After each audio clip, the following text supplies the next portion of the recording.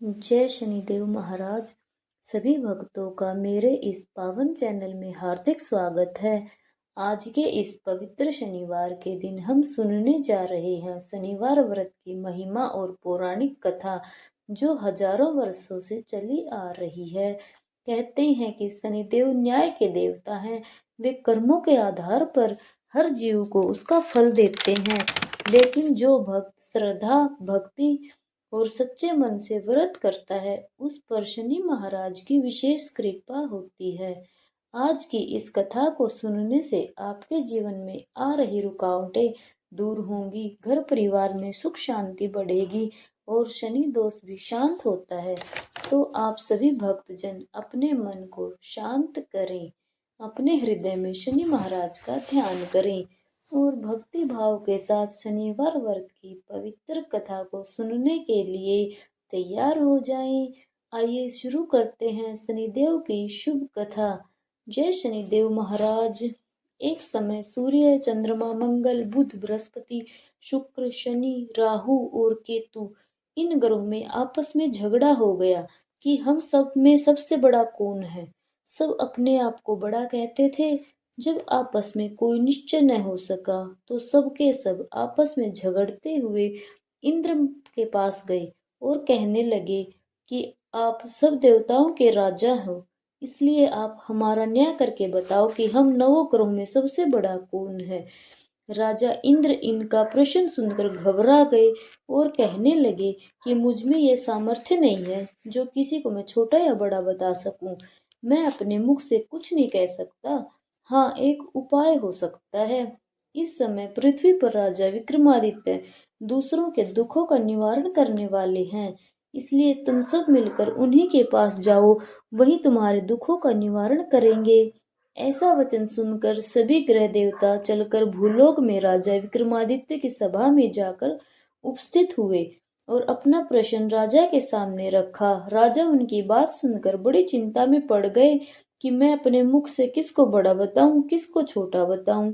जिसको छोटा बताऊंगा वही क्रोध करेगा। परंतु उनका झगड़ा निपटाने के लिए एक उपाय सोचा कि सोना, चांदी, कांसा, पीतल, सीसा, रांगा, जस्ता, अभ्रक और लोहा, नवों धातुओं के 9 आसन बनवाए। सब आसनों को क्रम से जैसे सोना पहले और लोहा सबसे पीछे बिछाए गए। इसके पश्चात राजा ने सब ग्रहों से कहा कि आप सब अपने अपने आसनों पर बैठ जाइए। जिसका आसन सबसे आगे वह सबसे बड़ा और जिसका आसन सबसे पीछे वो सबसे छोटा। क्योंकि लोहा सबसे पीछे था और वह शनिदेव का आसन था, इसलिए शनिदेव ने समझ लिया कि राजा ने मुझको सबसे छोटा बना दिया। इस पर शनिदेव ने बड़ा क्रोध किया और उनको बहुत क्रोध आया और कहा कि राजा, तू मेरे पराक्रम को नहीं जानता। सूर्य एक राशि पर 1 महीना, चंद्रमा 2.25 महीना 2 दिन, मंगल 1.5 महीना, बृहस्पति 13 महीने, बुध और शुक्र 1 महीने, परंतु मैं एक राशि पर 2.5 अथवा 7.5 साल तक रहता हूँ। बड़े बड़े देवताओं को भी मैंने भीषण दुख दिया है। राजन सुनो, राम जी को 7.5 आई और वनवास हो गया और रावण पर आई तो राम ने लक्ष्मण को लेकर लंका पर चढ़ाई कर दी, रावण के कुल का नाश कर दिया। हे राजा, अब तुम सावधान रहना। राजा कहने लगा, जो कुछ भाग्य में होगा देखा जाएगा। उसके बाद अन्य ग्रह तो प्रसन्नता के साथ चले गए, परंतु शनिदेव बड़े क्रोध के साथ वहां से सिधारे। कुछ काल व्यतीत होने पर जब राजा को 7.5 की दशा आई तो शनिदेव घोड़ों के सौदागर बनकर अनेक सुंदर घोड़ों के सहित राजा की राजधानी में आए। जब राजा ने सौदागर के आने की खबर सुनी तो अपने अश्वपाल को अच्छे अच्छे घोड़े खरीदने की आज्ञा दी। अश्वपाल ऐसी अच्छी नस्ल के घोड़े देखकर और उनका मूल्य सुनकर चकित हो गया और तुरंत ही राजा को खबर दे दी। राजा उन घोड़ों को देखकर एक अच्छा सा घोड़ा चुनकर सवारी के लिए चढ़ा। राजा को घोड़े की पीठ पर चढ़ते ही घोड़ा जोर से भागा। घोड़ा बहुत दूर एक बड़े जंगल में जाकर राजा को छोड़कर अंतर्ध्यान हो गया। इसके बाद राजा अकेला जंगल में भटकता फिरता रहा। कुछ देर के पश्चात राजा ने भूख और प्यास से दुखी होकर भटकते भटकते एक ग्वाले को देखा। ग्वाले ने राजा को प्यास से व्याकुल देखकर पानी पिलाया। राजा की उंगली में एक अंगूठी थी, वह उसने निकालकर प्रसन्नता के साथ ग्वाले को दे दी और शहर की ओर चल दिया। राजा शहर में पहुंचकर एक सेठ की दुकान पर जाकर बैठ गया और अपने आप को उज्जैन का रहने वाला बताया। नाम विका बताया। सेठ ने उसको एक कुलीन मनुष्य समझकर जल आदि पिलाया। भाग्यवश उस दिन सेठ की दुकान पर बिक्री ज्यादा हो गई। तब सेठ उसको भाग्यवान पुरुष समझकर भोजन कराने के लिए अपने साथ ले गया। भोजन करते समय राजा ने आश्चर्य की बात देखी कि खुट्टी पर हार लटक रहा है और वह खुट्टी उस हार को निगल रही है। भोजन के पश्चात कमरे में आने पर जब सेठ को कमरे में हार नहीं मिला तो सब ने यही निश्चय कर लिया कि सिवाय विक्का के इस कमरे में कोई भी नहीं आया, अतः अवश्य ही उसी ने हार चोरी किया है। परंतु विका ने हार लेने से मना कर दिया। इस पर 5-7 आदमी इकट्ठे होकर उसको फौजदार के पास ले गए और फौजदार ने उसको राजा के सामने उपस्थित कर दिया और कहा कि यह आदमी तो भला प्रतीत होता है, चोर मालूम नहीं होता, परंतु सेठ का कहना है कि इसके सिवाय और कोई घर में आया ही नहीं, तो अवश्य इसी ने चोरी की है। तब राजा ने आज्ञा दी कि इसके हाथ पैर कटवाकर चौरंगिया किया जाए इसको। राजा की आज्ञा का तुरंत पालन किया गया और विका के हाथ पैर काट दिए गए। इस प्रकार कुछ काल व्यतीत होने पर एक तेली उसको अपने घर ले गया और कोल्हू पर उसको बिठा दिया। विका उस पर बैठा हुआ अपनी जबान से बैल हाँकता रहा। शनि की दशा समाप्त हो गई और एक रात को वर्षा ऋतु के समय वह मल्हार राग गाने लगा। उसका गाना सुनकर उस शहर के राजा की कन्या उस राग पर मोहित हो गई और दासी को खबर लाने को भेज दिया कि शहर में गाना कौन गा रहा है। दासी सारे शहर में फिरती फिरती क्या देखती है कि तेली के घर में चौरंगिया गाना गा रहा है।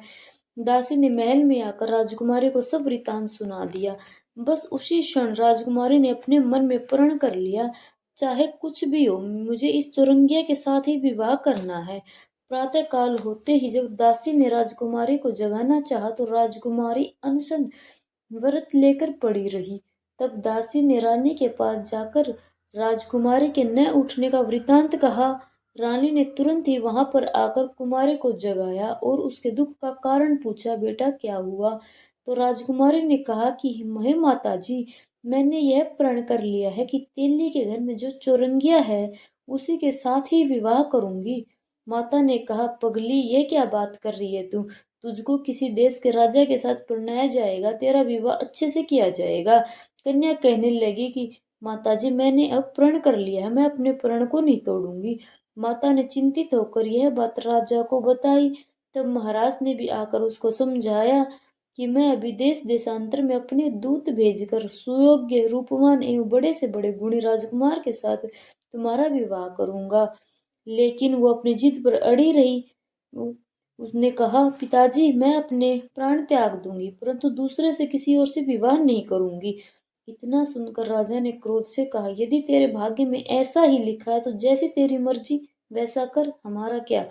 राजा ने तेली को बुलाकर कहा कि तेरे घर में जो चौरंगिया है उसके साथ मैं अपनी कन्या का विवाह करना चाहता हूँ। तेली ने कहा कि यह कैसे हो सकता है महाराज, आप कहाँ और हम कहाँ? आप हमारे राजा हो और मैं एक नीच तेली, भला ऐसे कैसे हो सकता है? परंतु राजा ने कहा कि भाग्य लिखे को कोई नहीं टाल सकता, अपने घर जाकर विवाह की तैयारी करो।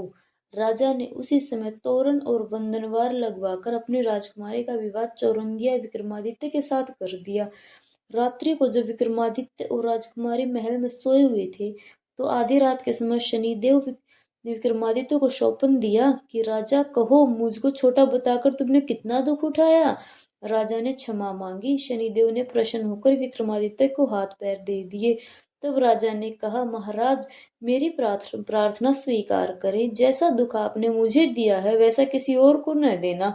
शनिदेव भगवान ने कहा कि तुम्हारी यह प्रार्थना स्वीकार है। जो मनुष्य मेरी कथा को कहेगा सुनेगा उसको मेरी दशा में कभी किसी प्रकार का दुख नहीं होगा, और जो नित्य ही मेरा ध्यान किया करेगा या चींटियों को आटा डालेगा उसके सब मनोरथ पूर्ण होंगे। इतना कहकर शनिदेव अपने धाम को चले गए। राजकुमारी की आंख खुली और उसने राजा के हाथ पांव देखे तो आश्चर्यचकित हो गई। उसको देखकर राजा ने अपने समस्त हाल कहा कि मैं उज्जैन का राजा विक्रमादित्य हूँ। यह बात सुनकर राजकुमारी अत्यंत प्रसन्न हुई। प्रातःकाल राजकुमारी ने उसकी सखियों से पूछा तो उसने अपने पति का समस्त वृतांत कह सुनाया। तब सबने प्रसन्नता प्रकट की और कहा कि ईश्वर ने आपकी मनोकामना पूर्ण कर दी है।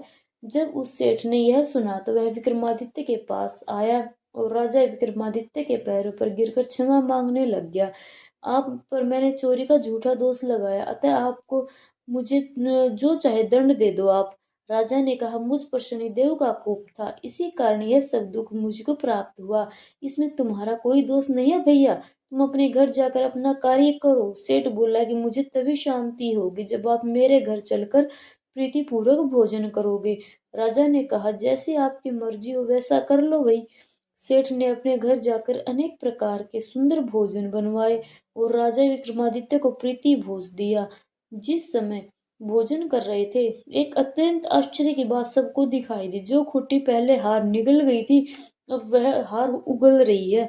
जब भोजन समाप्त हो गया तो सेठ ने हाथ जोड़कर बहुत से मोहरे राजा को भेंट की और कहा कि मेरे श्री कवरी नामक एक कन्या है, उसका पाणी ग्रहण आप करें। इसके बाद सेठ ने अपनी कन्या का विवाह उस राजा के साथ कर दिया और बहुत सा दान दहेज देकर विदा किया। इस प्रकार कुछ दिनों तक वहां निवास करने के पश्चात विक्रमादित्य ने शहर के राजा से कहा कि अभी मेरी उज्जैन जाने की इच्छा है। फिर कुछ दिन के बाद विदा लेकर राजकुमारी मनभावनी सेठ की कन्या श्रृंगकंवरी तथा दोनों जगह के दहेज में प्राप्त अनेक दास दासी रथ और पालकियों सहित विक्रमादित्य उज्जैन की तरफ चल पड़े। जब शहर के निकट पहुंचे और पूर्ववासियों ने राजा के आने का संवाद सुना तो समस्त उज्जैन की प्रजा अगवानी के लिए आई। तो बड़ी प्रसन्नता से राजा अपने महल में पधारे। सारे शहर में बड़ा भारी महोत्सव मनाया गया और रात्रि को दीपमाला की गई। दूसरे दिन राजा ने शहर में यह सूचना कराई कि शनिश्चर देवता सब ग्रहों में सर्वोपरि हैं। मैंने इनको छोटा बताया, इसी से मुझे बहुत दुख प्राप्त हुआ है। इस कारण सारे शहर में सदा शनिश्चर की पूजा होने लगी और कथा होने लगी। राजा और प्रजा अनेक प्रकार के सुख भोगते रहे। जो कोई शनिश्चर की इस पावन कथा को पढ़ता या सुनता है, शनिदेव की कृपा से उसके सब दुख दूर हो जाते हैं। शनिवार की कथा को इस व्रत के दिन अवश्य पढ़ना चाहिए और सुनना चाहिए। ओम शांति। जय श्री शनिदेव महाराज। भक्तों, यह थी शनिवार व्रत की पवित्र कथा। यदि आपको कथा पसंद आई हो तो वीडियो को लाइक, शेयर और सब्सक्राइब जरूर करें। शनिदेव की कृपा आपके जीवन में सदैव बनी रहे। बोलिए जय शनिदेव महाराज की जय हो। अब सुनते हैं शनिदेव भगवान की आरती। चार जय शनि देवा स्वामी जय श्री शनि देवा। चार भुजा तहि छाज गदा हस्त प्यारी जय श्री शनि देवा। रवि नंदन गजवंदन यम अग्रज देवा। कष्ट न सो नर पाते जो करते सेवा जय श्री शनि देवा।